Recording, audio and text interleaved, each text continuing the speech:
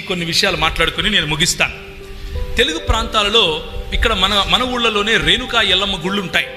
ఆ రేణుకా ఎల్లమ్మ గుళ్ళకు ఉన్నటువంటి కథ చెప్తాను. ఎందుకు ఈ రేణుకా ఎల్లమ్మ గుళ్ళు ఉన్నాయి, ఏంటి దీని కథ అన్నది. ఇది ఒక దళిత్ స్ట్రగుల్. ఇక్కడ నగ్నంగా ప్రజలు ఆరాధించేవారు. చంద్రగుట్టి అన్నటువంటి ఒక ఇన్సిడెంట్ జరిగింది 1980లో. 1800 కాదు, 1986 గురించి మాట్లాడుతున్నాను. ఇది పబ్లిక్ ఇంట్రెస్ట్ లిటిగేషన్ బిల్ ఒకటి వేశారు హైకోర్టులో. ఏమని వేశారు అని అంటే, ఇక్కడ ఏదైతే నగ్నంగా ఆరాధన చేస్తున్నారో ఫలానా ఎల్లమ్మ గుడి దగ్గరికి వెళ్ళి దళిత జోగిని వ్యవస్థ గురించి మాట్లాడబోతున్నాను. వెళ్ళి ఏదైతే ఆరాధన చేస్తున్నారో అది తప్పు, అది దీనికి వ్యతిరేకము అని చెప్పినప్పుడు అప్పటికి ఈ బిల్ వేసింది ఆమి కార్మికాయల్ గారు పనిచేసిన సమయంలోనే, చాలా పాతకాలంలోనే బిల్ వేశారు. అప్పుడున్నటువంటి గవర్నమెంట్ అంటే విక్టోరియా రాణి యొక్క గవర్నమెంట్, బ్రిటిష్ పాలన సమయంలోనే ఆ పిల్లు వేస్తే వాళ్ళు అన్నారు, అయ్యో మీరు పిల్లు వేస్తున్నారు, ఈ జోగిని వ్యవస్థకు వ్యతిరేకంగా పిల్లు వేస్తే, అంటే నాచ్ అనే కమ్యూనిటీకి వ్యతిరేకంగా పిల్లు వేస్తే అది బ్రాహ్మణ వాదానికి వ్యతిరేకంగా పిల్లు వేస్తున్నట్లు మీరు అని అడిగారు. వీరు వెళ్ళి అడిగారు, ఎందుకయ్యా మీ స్త్రీలు నగ్నంగా నాట్యం చేయడం మీకు ఎందుకు ఇష్టం? మీ స్త్రీలు అక్కడికి వెళ్ళి నగ్నంగా వాళ్ళ ముందు నాట్యం చేస్తూ ఉంటే మీకు అంత ఆనందం ఏంటి, అందులో గౌరవం ఏముంది అంటే వాళ్ళు చెప్పారు, ఇది మా సంస్కృతి అన్నారు. ఇది మా సంస్కృతి అన్నారు.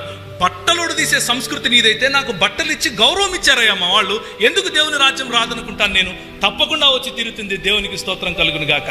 నీకు బట్టలు ఇవ్వకపోతే అది నీ సంస్కృత, నాకు బట్టలు కప్పితే నేను అమ్ముడిపోయినట్లా? ఇదెక్కడ న్యాయం? ఇదెక్కడి న్యాయం? బట్టలు లేకుండా నువ్వు డాన్స్ వేయాలి, అది నీ కులం అని చెప్పింది ఈ వ్యవస్థ. నువ్వు బట్ట లేకుండా నేను చెప్పిన పద్యాలు వల్లించాలి అని చెప్పింది ఈ కులం. ఆ కులం ఈ రోజుకు కూడా మన మహబూబ్ నగర్ మరియు బీదర్ ప్రాంతాల నుంచి మహబూబ్ నగర్ వరకు కర్ణాటక ప్రాంతాలు మరియు మన తెలంగాణ ప్రాంతము బళ్ళారి వరకు కూడా ఈరోజు మన మధ్యలో కూడా ఆ సముదాయం నుంచి వచ్చిన వాళ్ళు ఉన్నారు. దేవునికి స్తోత్రం కలుగును గాక. ఈరోజు క్రైస్తవులుగా నిలబడి అంటున్నారు, మేము దేవుని పిల్లలం, మేము బట్టలు ఇప్పుకొని నాట్యం చేసేవాళ్ళం కాదు అని చెప్తున్నారు.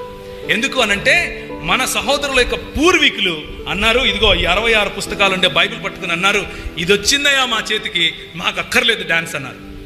ఇది వచ్చిందయ్యా మా చేతికి, మీ కింద మేమేంది డాన్స్ చేసేది అన్నారు. ఇది వచ్చింది మమ్మల్ని లిబరేట్ చేయడానికి, ఈ పుస్తకం మా చేతికి వచ్చింది, మేమేం ఖడ్గాలు పట్టుకొని యుద్ధాలు చేయము, మేమేం పెద్దగా జబ్బలు సరిచేదేమి లేదు, మాకు ఇదిగో ఈ గ్రంథం వచ్చింది, నల్ల పుస్తకం అని ఎగతాళి చేస్తున్నావు కదా, ఆ నల్ల పుస్తకం నాకు డిగ్నిటీనిచ్చింది, ఆ నల్ల పుస్తకం నాకు ఆత్మాభిమానాన్ని ఇచ్చింది, ఆ నల్ల పుస్తకం నాకు ఆత్మగౌరవాన్ని నేర్పింది. ఈరోజు జోగులాంబ అని గొప్పగా మాట్లాడుతున్నావు, కానీ దాని వెనుకున్నటువంటి ఒక పురాణం చెప్తాను చూడండి, భలే ఉంటుంది. మరి జమదగ్ని గారు, ఆయన భార్య ఉంటారు, ఆయనకు పరశురాముడు ఒక కుమారుడు, ఉన్న 3 కుమారుల్లో ఒకడు.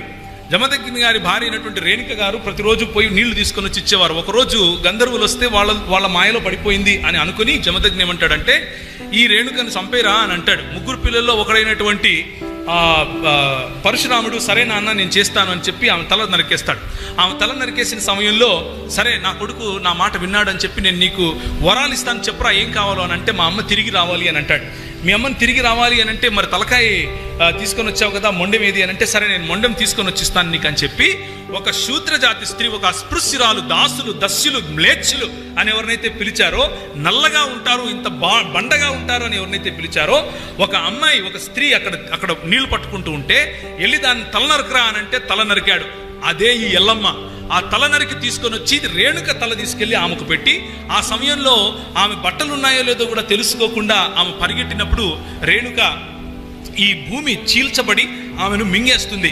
అలా నగ్నంగా పరిగెడితే భూమి మమ్మల్ని తీసుకుంటుందిరా అని చెవులలో రింగులు తిరిగేట్లుగా కొన్ని వేల సంవత్సరాలు చెప్పారు. కాబట్టి బట్టలిప్పిపోయి మనము ఆరాధన చేస్తే మనము స్వీకరింపబడతాం అని నేర్పించారు. అది దీని వెనుకున్నటువంటి పుక్కిటి పురాణం. కానీ క్రైస్తవ మిషనరీలు ఏం చేశారు, నువ్వు దేవుని స్వరూపంలో ఉన్నావు అన్నారు, దేవుడు తన పోలికలో నిన్ను చేసుకున్నాడు అని చెప్పారు, నీకు బ్రతికే హక్కు ఉందని చెప్పారు, నువ్వు బట్టలు కట్టుకునే హక్కు ఉందని చెప్పారు, నువ్వు వాళ్ళ ముందు నాట్యం చేయక్కర్లేదు అని అన్నారు, వాళ్ళ ముందు నాట్యం చేసి నీ ఆత్మాభిమానం చంపుకోక్కర్లేదు అని అన్నారు, వారికి బట్టలు కప్పారు. అలాంటి దేవుడు వద్దు నాకని ఎందుకంటా నేను? తప్పకుండా కావాలి. దేవునికి స్తోత్రం కలుగును గాక. అది దేవుని రాజ్య స్థాపన. దేవుని రాజ్య స్థాపన అంటే బైబిల్ పట్టుకొని 2-3 మాటలు చెప్పటం కాదు. దేవుని రాజ్య స్థాపన అంటే ఇలాంటి సోషల్ ఈవిల్స్కు వ్యతిరేకంగా పోరాడగలగటం. హామీ కార్మికాయలు లాంటి వాళ్ళు వాళ్ళ జీవితాన్ని పణంగా పెట్టి ఈరోజు మన కోసం పోరాడారు. కాబట్టి మన స్త్రీలు పై వస్త్రం ధరించుకుంటున్నారు, మన స్త్రీలు సరిగ్గా బట్టలు కట్టుకుంటున్నారు. కేరళలో అదే ప్రాంతం, అదే వివక్ష. మదురై ప్రాంతంలో అదే వివక్ష. పై వస్త్రం ధరిస్తే చనులు కోసినటువంటి, స్తనాలు కోసినటువంటి చరిత్ర ఈ దేశంలో లేదా అని ప్రశ్నించండి. బట్టలు పొదియడం నీ సంస్కృతి అయితే బట్టలు కప్పడం మా సంస్కృతి. బట్టలు కప్పే సంస్కృతి తప్పు అయితే తప్పే చేస్తామని చెప్పండి. దేవునికి స్తోత్రం కలుగును గాక. ఇది ఈ జోగిని వ్యవస్థ అన్నది తమిళనాడులో దేవరాడియార్ అని పిలిచారు. అలాగే ట్రావెన్కోర్ ప్రాంతంలో కుడిక్కార్లు అని పిలిచారు. ఆంధ్రప్రదేశ్ ప్రాంతంలో దోగములు, సానిలు అని పిలిచారు. కన్నడ స్పీకింగ్ ప్రాంతంలో బసవిలు అని పిలిచారు. గోవా ప్రాంతంలో భావనిలు, భవినీలు అని పిలిచారు.